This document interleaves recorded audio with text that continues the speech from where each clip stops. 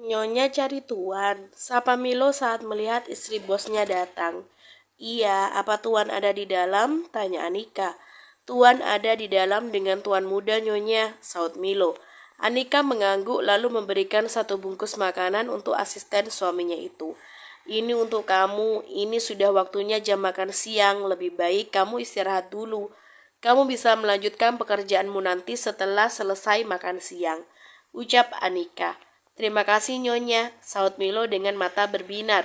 Ia tidak menyangka akan mendapatkan makan siang dari istri bosnya itu.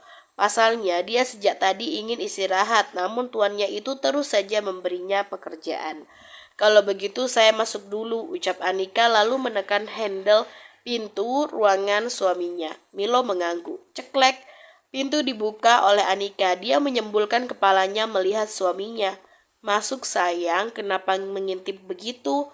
Ucap Nevan ketika melihat istrinya yang membuka pintunya. Anika nyengir menampilkan deretan giginya. Dia masuk ke dalam ruangan suaminya. Nevan beranjak dari kursi kebesarannya menghampiri istrinya dan mencuri cium di bibir istrinya. Kamu sudah makan, Hani? Tanya Anika. Belum sayang, Ares baru aja tidur, saut Nevan. Apa dia menyusahkanmu? Tanya Anika duduk di sofa sambil menata makanannya di atas meja. Tidak sayang, dia baik kok, dia hanya menangis ketika mengantuk saja, ucap Nevan sambil menyandarkan kepalanya di bahu istrinya. Hei Nyonya, kenapa hari ini kamu cantik sekali? Puji Nevan sambil menangkup wajah Anika. Kamu baru tahu, Dad, kalau istrinya cantik, saut Anika salting. Aku sudah tahu dari dulu, makanya aku menikahimu Nyonya, ucap Nevan terkekeh. Diam Hani, lama-lama aku bisa terkena diabetes akibat selalu dengar kata manismu itu, saut Anika. Nevan tertawa sambil memeluk tubuh istrinya dan menciumi setiap inci wajahnya. Apalagi goyanganmu selalu membuatku candu sayang, bisik Nevan sambil menggigit daun telinga istrinya. Sayang udah rengek Anika yang mukanya sudah memerah karena godaan suaminya. Nevan tertawa keras, ia suka sekali melihat wajah malu-malu istrinya. Istrinya kayak anak perawan yang setiap digoda wajahnya langsung merona. Padahal sudah punya anak, tapi masih saja malu-malu. Mereka berdua akhirnya makan dengan hikmat sesekali mereka saling menyuapi.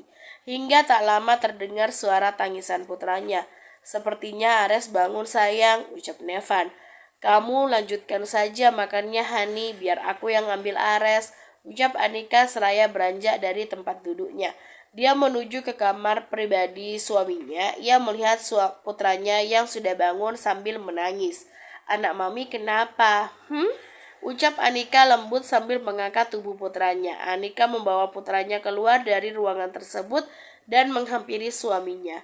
Dia rewel sayang, tanya Nevan. Mungkin haus, Dad. Aku susuin dia dulu ya, ucap Anika duduk di samping suaminya. Ia membuka kancing kemejanya dan menyusui putranya. Hanya sebentar putranya itu sudah melepaskan asinya. Lalu dia melihat ke arah dedinya. Kenapa liatin Dedi begitu, Boy? Apa kamu juga terpesona dengan ketampanan Dedi? Ucap Anika disambut kekehan oleh Nevan. Dedi memang tampan, Boy, tapi ketampananmu masih belum bisa mengalahkan Dedi, ucap Nevan mengejek putranya. Ares melengoskan wajahnya seolah mengerti dengan ejekan dedinya. Hahaha, dia merajuk sayang. Tawa Nevan pecah. Jangan diganggu, Dad, nanti nangis anaknya, tegur Anika sambil mencubit pinggang suaminya. Kamu?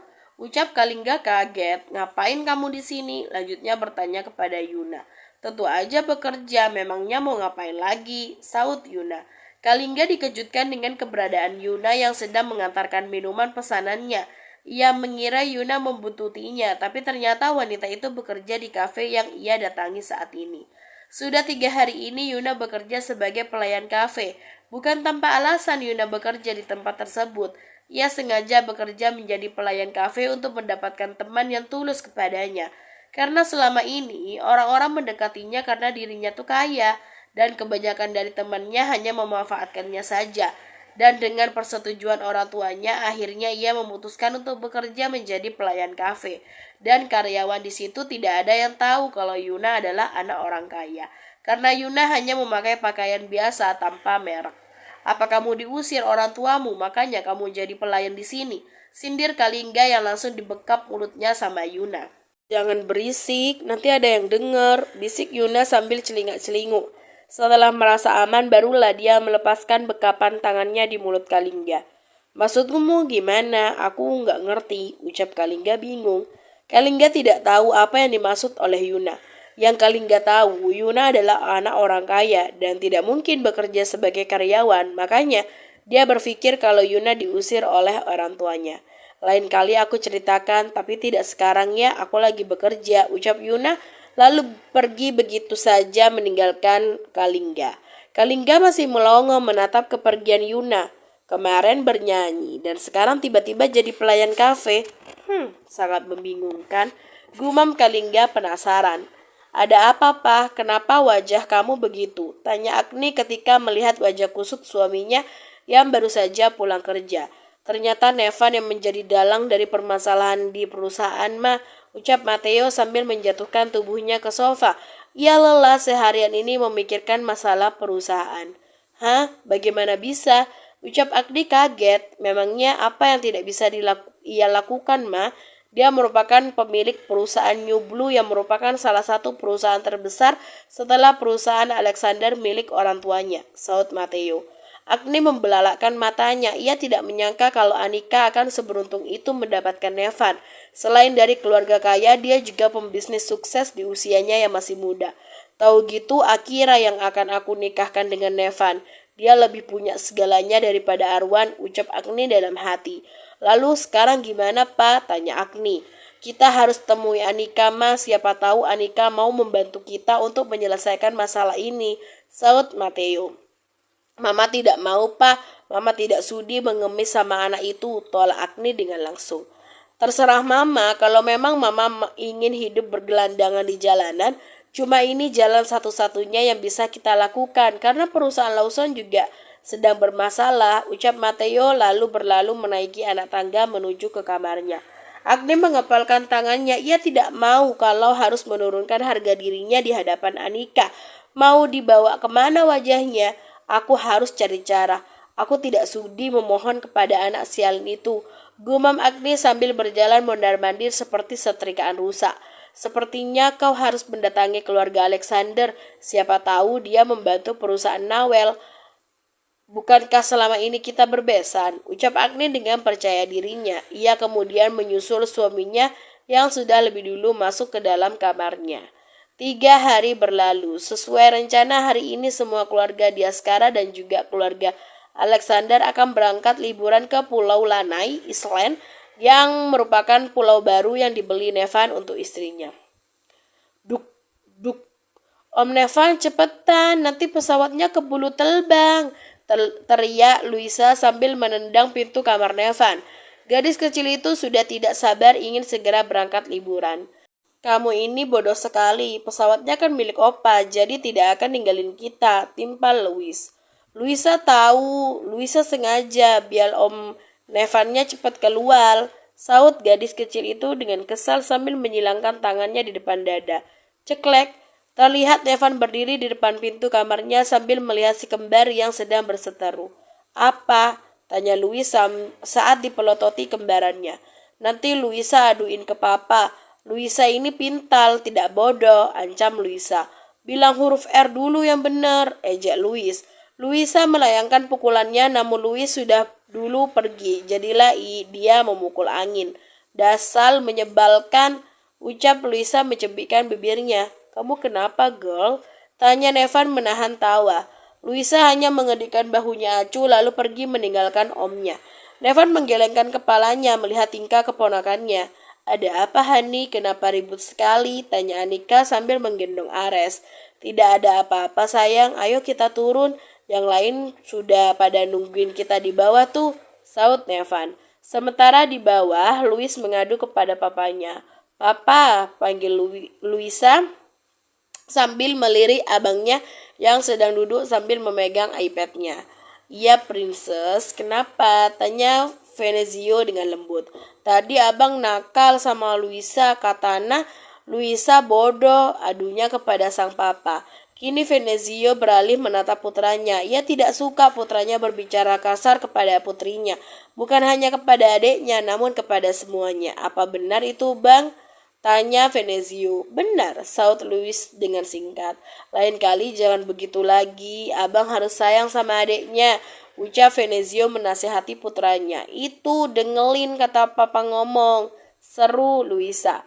Louis hanya mengedikan bahunya acuh membuat Luisa semakin mencak-mencak. Dasar kutub utara, kesal Luisa. Nevan dan Anika turun ke bawah menemui keluarganya. Ayo kita berangkat, ajak Nevan. Bentar Van, kita nunggu Kalingga dulu ya, ucap Shera. Memangnya Kak Kalingga kemana, Mam? Tanya Nevan mengerutkan dahinya. Kalingga sedang jemput Yuna, tadi Mami yang menyuruhnya, saut Shera. Nevan mengangguk lantas duduk di sofa yang masih kosong, begitu juga dengan Anika. Di tempat lain, Kalingga dia sedang berdebat dengan Yuna karena lama menunggu pasalnya. Tadi Kalingga juga mengantar Yuna ke tempat kerjanya untuk minta izin. Shera mengajaknya secara mendadak, jadi Yuna belum sempat minta izin sama bosnya.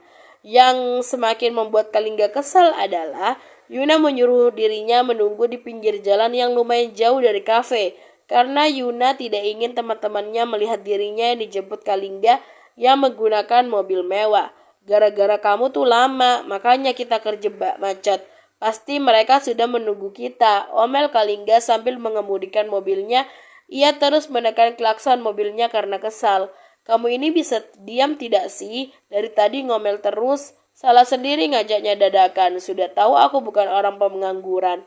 Saut Yuna dengan kesal. Lagian kamu ngapain bekerja di situ? Pasti gaji di sana juga kecil kan? Ucap Kalingga.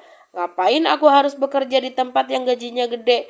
Papa mamaku aja kaya. Aku bisa minta uang sebanyak yang aku mau pada mereka. Saut Yuna dengan sombong. Kalingga mendengus kesal. Memang tidak ada yang salah dengan ucapan Yuna. Dia cuma butuh teman yang tulus, bukan butuh gaji yang banyak. Butuh waktu 1,5 jam untuk mereka sampai di mansion di Askara. Yuna masuk lebih dulu, disusul oleh Kalingga di belakangnya. Assalamualaikum, ucap Yuna sopan saat masuk ke dalam mansion di Askara. Waalaikumsalam, saut mereka dengan kompak. Kalian sudah datang, ucap Shera saat melihat Yuna dan Kalingga tiba.